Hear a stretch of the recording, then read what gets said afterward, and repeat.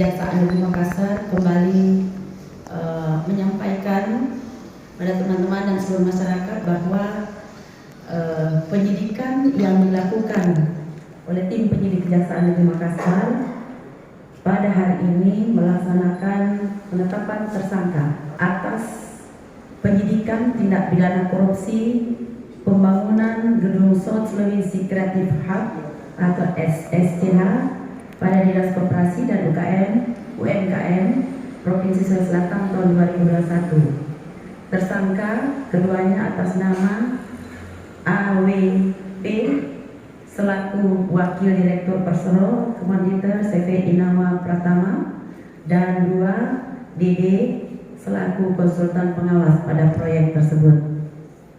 Kedua tersangka tersebut ditetapkan berdasarkan surat perintah penyidikan nomor PRIN 02-P-4.10-FD.1-03-2024 tanggal 21 Maret 2024 dan surat perintah penyidikan nomor PRIN 03-P-4.10-FD.1-06-2024 tanggal 28 Juni 2024. Untuk kerugian keuangan negara, sampai saat ini penyidik telah berkomunikasi intensif dengan auditor BPKP Provinsi Sulawesi Selatan, namun berdasarkan temuan ahli konstruksi dari Universitas Negeri Makassar telah ditemukan adanya ketidaksesuaian spesifikasi.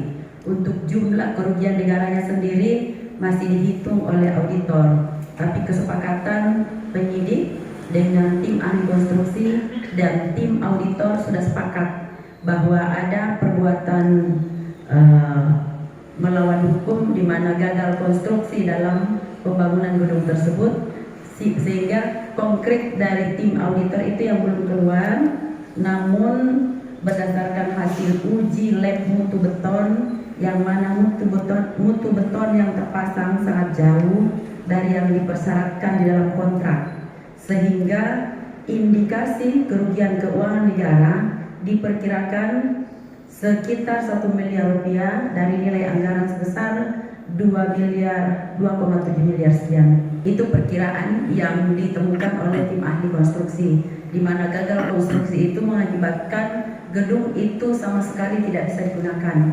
Itu baru yang bangunan yang tampak di atas tanah. Untuk yang di bawah tanah itu belum dilihat.